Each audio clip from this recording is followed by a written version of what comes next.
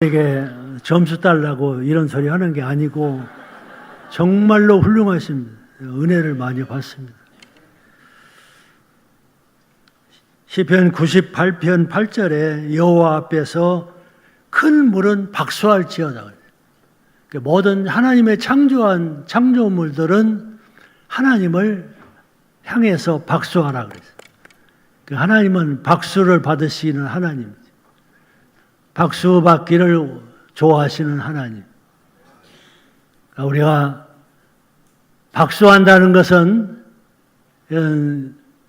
존경한다는 의미도 있고, 사랑한다는 의미도 있고, 격려한다는 의미도 있고, 또 앞으로 잘하라고 하는 그런 의미도 있습니다.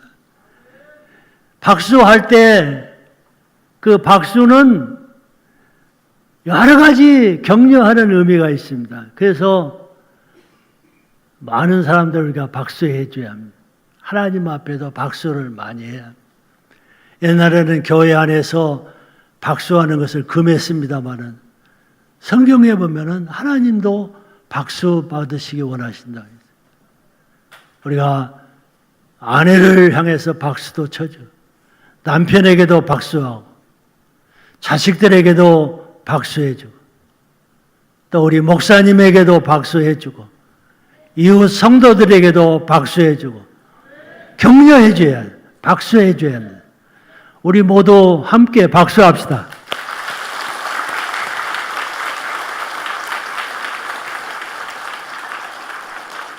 은퇴한 다음에 얼마 후에 그 시내 어떤 큰 교회에서 그 은퇴하신 목사님, 사모님들을 초청을 했습니다. 그래서 1박 2일 여행을 시켜줬습니다. 한 번은 저 충청도 그 어디입니까? 그 초정예약수 있는 그쪽으로. 또 한 번은 경주 그 유명한 그 우리 고도 아닙니까? 경주로 이렇게 여행을 시켜줬습니다.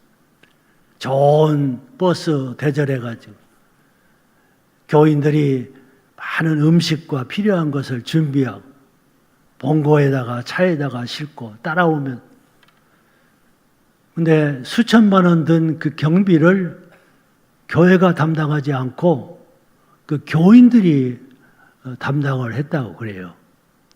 그래서 아주 호사한 누린 그런 경험이 있었습니다. 첫 번에 그쪽으로 충청도 쪽으로 갈 때 상립교회 백영규 목사님이 세상을 떠났습니다마는 마이크를 잡았는데 찬송가를 불러요. 근데 찬송가를 몇 장 부르고 말 줄을 알았는데 그게 아니야. 거기까지 가는 한 3시간 동안 계속 자기가 마이크를 잡고 찬양을 해요. 근데 참 놀라운 것은 그 목사님의 찬양을 인도하는데 같은 찬송을 부른 게 아니라 매번 다른 찬송가 불러요. 그리고 1절만 부른 게 아니라 1절, 2절, 3절, 4절까지 전부 다 외워서 이렇게 불렀어요. 많은 목사님들이 큰 은혜를 받았어요. 아, 저런 목사님도 계시구나. 몇십 곡은 누구나 다 쉽게 할 수가 있는데 100곡 넘게 몇 시간 동안 새로운 찬송가를 계속 부른다고 하는 것이 너무나 놀라웠어요. 목사님들이 은혜가 됐어요. 그래서 물었습니다. 어떻게 해서 그렇게 할 수가 있었느냐. 그러니까 제가 옛날 시골에서 전도사 시작하면서부터 도시에 와서 목사가 목회하는 동안에 주일 저녁 예배는 찬양의 밤이라 해가지고 우리가 다 그러지 않습니까? 찬양하는 밤. 그때는 그 예배 순서 다 하고 마지막에 찬양을 그렇게 불렀답니다. 매주일에 한 곡씩 선곡해가지고 그 찬송가를 계속 한 번만 부르는 게 아니라 계속 불러요. 교인들이 1절, 2절, 3절 다 암기할 때까지 계속 불러요. 그 전주 부른 찬송 복습하고 또 이번 주로 새로운 찬송 부르고 시작하고 그렇게 해서 찬송을 그렇게 많이 알게 됐다는 거예요. 그렇게 찬송을 부르는 동안에 교회의 모든 어려움이 다 물러가고 사탄의 역사가 다 물러가고 교회가 부흥하고 그리고 교회당을 새로 짓게 됐어요. 그리고 성도들이 변화되기 시작했어요. 그리고 그들 가운데 질병이 다 물러가고 그리고 기적이 나타나. 그래서 자기가 은퇴할 때까지 은혜스러운 목회를 했노라. 그 고백을 했어요. 아, 얼마나 은혜가 됐는지 몰라요. 그때 내 마음속에 이런 생각이 들었어요. 나도 목회를 다시 할 수 있다고 하면은 그렇게 한번 해보고 싶다. 찬양 사역을 한번 해보고 싶다. 그런 생각이 들었어요. 말씀과 성경을 설교합니다. 기도를 강조합니다. 그러나 찬송은 별로 강조하지 않습니다. 근데 사실은 예배는 기도도 헌금도 말씀도 필요하지만은 절대적인 게 아닙니다. 뭐이 절대적이냐? 예배의 근본적인 요소, 핵심 요소, 절대적인 것은 찬양입니다. 기도 없는 예배, 말씀 없는 예배 있을 수 있습니다. 그러나 찬양이 없는 예배는 예배라고 할 수가 없습니다. 존재할 수가 없습니다. 그래서 하나님께서 오늘 우리를 창조하시고 구원하신 또 이 만물을 만드신 목적이 뭐냐?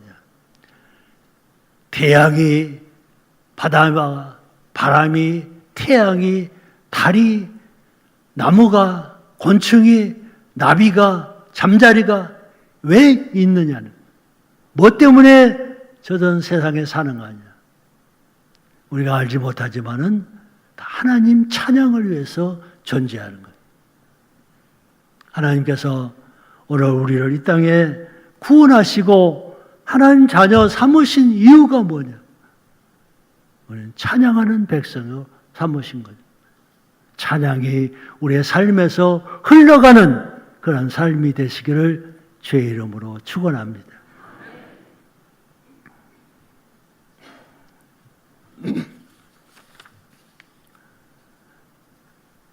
히브리서 13장 15절에 보면은 이런 말씀이 있습니다. 다 같이 한번 읽어보겠습니다. 그러므로 우리는 예수로 말미암아 항상 찬송의 제사를 하나님께 드리자. 이는 그 이름을 증언하는 입술의 열매. 찬송의 제사. 옛날 구약시대에는 여러분이 잘 아시는 대로 소나 양이나 짐승 그런 것들을 잡아서 제물로 하나님 바치고 기름도 바치고 또 식물도 바치고 그랬습니다. 그 제물입니다. 그거 없는 제사는 제사가 아닙니다. 또 하나님 받지 않으십니다. 그런 것들이 제물입니다. 근데 여기 봅니까? 신약시대에 예배의 제물은 뭐냐? 이게 찬송의 제물이에요. 찬송의 제물. 찬송이 제물입니다. 이 예배에 나와서 우리가 하나님 앞에 제물을 드린다고 할 때 헌금 몇 푼 드리는 것이 목적이 아니에요.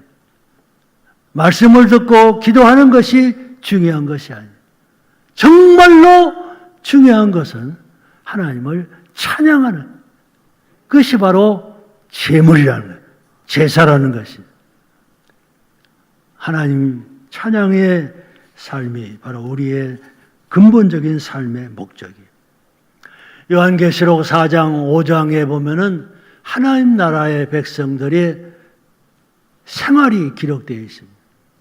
그건 바로 하나님을 예배하는 거죠. 거기에는 기도도 말씀도 헌금도 그런 게 없습니다. 오로지 하나님을 찬양하는 것. 그것이 천국 백성의 전부입니다. 우리가 이 세상에 살다가 하나님 나라에 갈 때 천군 천사들이 우리를 영접하면서 뭐라고 하는가 하면 하나님 나를 구원해 주신 그 놀라운 은혜를 찬양하고, 그래서 우리가 찬양 속에서 구원받는 그 하나님의 백성이 성경에 그렇게 기록되어 있어요. 자연 만물이 다 하나님을 찬양하는, 인간 모든 세상에 존재하는 것들이 다 하나님을 찬양하고, 태양이 찬양하고 바람이 찬양하고 태양이 찬양하고, 이것이 바로 하나님의 의도입니다. 성경에 나오는 위대한 지도자들, 인물들 보면은 찬양의 사람들이, 모세, 미리암, 다윗, 또 천군 전사 마리아, 또 예수님 그 제자들, 바울과 실라, 모든 사람들이 다 찬양의 사람들, 찬양 통해서 하나님께서 그들을 쓰시고 역사하신 줄을 믿습니다. 여기에 본문에 나오는 남왕국의 위기를 만나게 됩니다. 모압과 암몬, 그리고 세일산 주민들이 연합해가지고 유다를 공격합니다. 그때 여호사밧 왕 때인데, 유다 왕 제4대 때 그가 35세 왕이 돼가지고 25년간 유다를 통치해요. 그는 비교적 착한 왕이에요. 선한 왕이에요.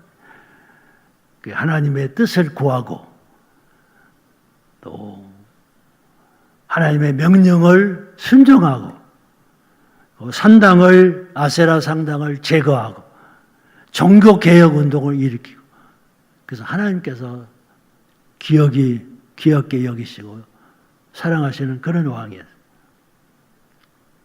그 나라가 왕성했습니다. 그때 주변의 나라들이 시기에 그래가지고 유다를 공격해 왔습니다. 모압과 암몬, 또 세일산 사람들이 연합해서 공격해 왔습니다. 여호사밧 왕이 두려워서 하나님을 향해서 기도합니다.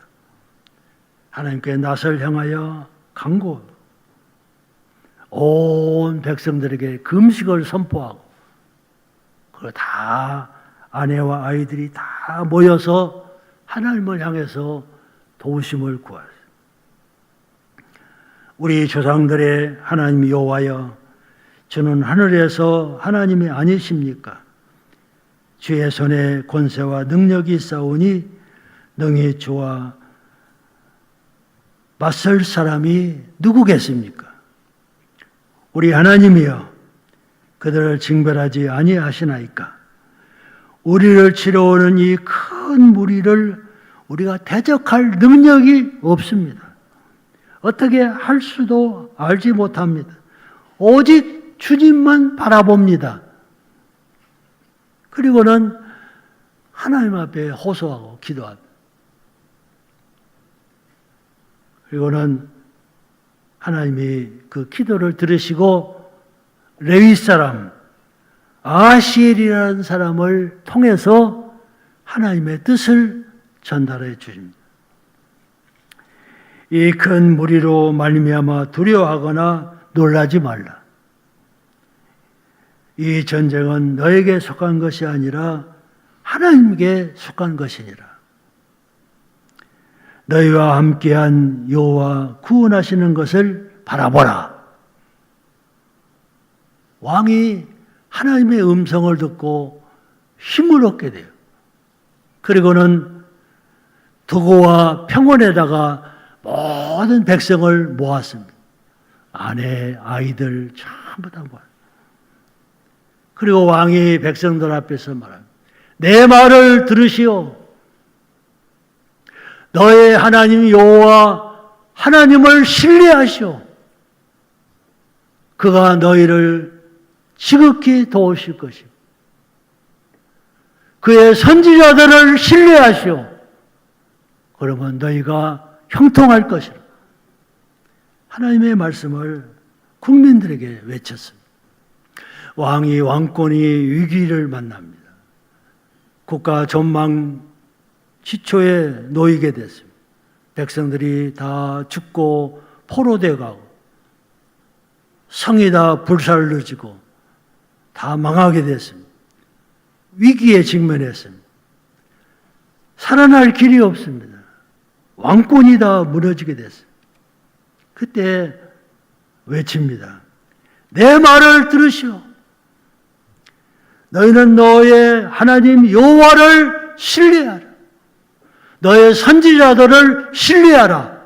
그러면 형통하리라. 그러면 견고하리라. 백성들이 그 왕의 말을 듣고 다 모였습니다. 신뢰하라고 하는 말은 그냥 믿으라는 말이 아닙니다. 전적으로 헌신적으로 그에게 의존하라 그런 뜻입니다. 그냥 믿는 둥 마는 둥 그게 아닙니다. 전적으로 하나님을 신뢰하라.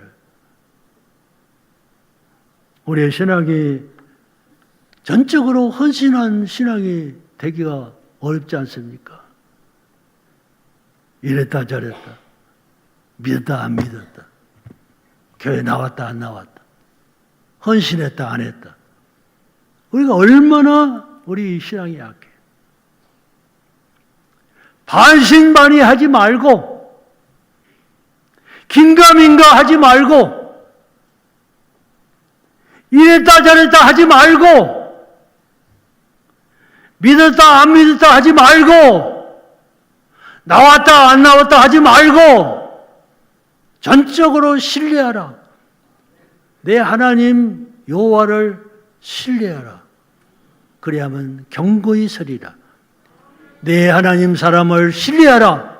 그러면 형통하리라. 하나님께서 오늘 그렇게 말씀해 주시는 줄을 믿습니다. 이 왕은 백성들 가운데서 노래하는 사람들을 뽑았습니다.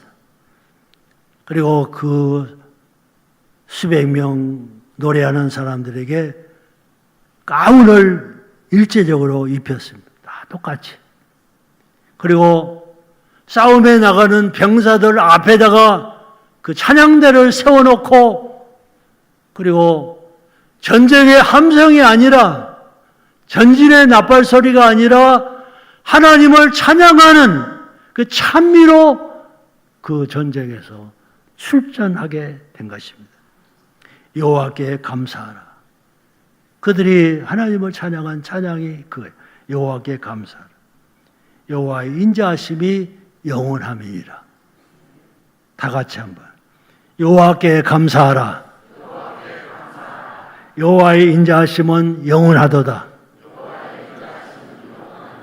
그렇게 하나님을 찬양하면서 찬양대를 앞에 놓고 계속 군인들이 뒤따르면서 찬양하면서 전진해.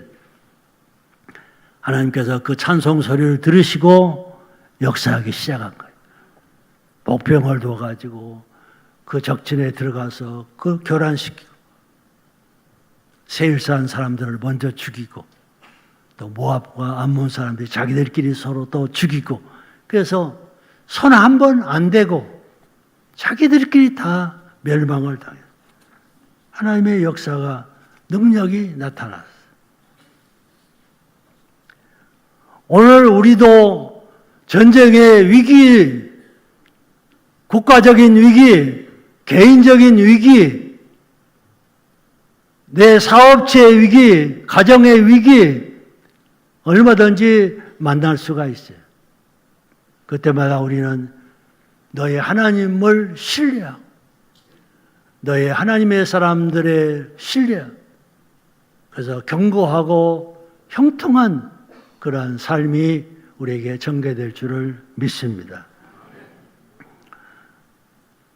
증도에 가면은, 여러분이 갔다 오셨죠? 증도에 가면은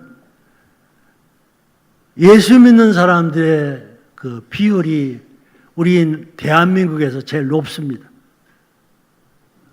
90%가 크리스찬이라고 하는 통계가 있습니다. 그래서 천사의 섬이라고 그렇게 부르기도 하고, 또 유엔에다가 슬로우 시티라고 등록이 된 아주 살기 좋은 그런 섬이 됐습니다. 그렇게 된 이유가 있습니다. 60년 전에 문준경이라고 하는 여자 전도사가 그 섬에서 복음을 전하기 시작했어요. 그는 여러 가지 일화가 많이 있지만은 그 찬송이 유명합니다. 찬송 소리가 클 뿐 아니라 은혜가 됐어요. 그래서 슬픈 일을 당한 집에 가서는 위로의 찬송을, 기쁜 일을 당한 가정에 가서는 기쁜 찬송을, 축복의 찬송을, 장례를 치르는 가정에 가서는 애도의 소망의 찬송을 불렀습니다.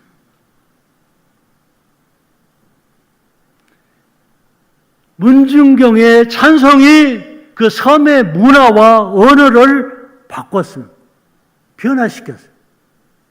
그래서 아이들이 이 전도사를 따라다니면서 그를 통해서 찬양과 말씀을 받게 됩니다. 많은 아이들이 예수를 믿게 됩니다. 한국 기독교의 위대한 지도자들이 문준경 전도사의 찬송을 듣고 예수 믿고, 그리고 그들이 성장해서 한국교회에 이바지하게 됩니다. 유명한 CC의 이 김중건 목사님, 상결교회 이만신 목사님, 기독교 장로의 정태기 목사님, 이 귀한 분들이 그 섬에서 나타나게 됩니다. 한 사람의 찬송이 그 섬을 변화시키고 그 섬의 많은 사람들을 구원하고, 그리고 위대한 하나님의 종들로 만들고, 오늘 복음화율이 90%까지 올라가 대한민국에서 제일 살기 좋은 아름다운 도시가 돼요. 하나님의 영광을 돌리는 섬이 되었습니다. 살아가는 성도 여러분, 찬양하는 곳에 하나님이 계십니다. 찬양하는 사람들 가운데 하나님이 임재하십니다. 찬송이 있는 곳에 하나님은 역사하십니다. 치유하십니다. 문을 여십니다. 쇠고랑을 열어주십니다. 길을 내주십니다. 찬송하는 사람들 하나님께서 이끌어 가십니다. 에베소 1장 12절에 이는 우리가 그리스도 안에서 전부터 바라던 그의 영광의 찬송이 되게 하려 하십니다. 하나님께서 여러분 한 분 한 분을 구원하시고 선택하시고 복을 주시는 이유는 뭐냐?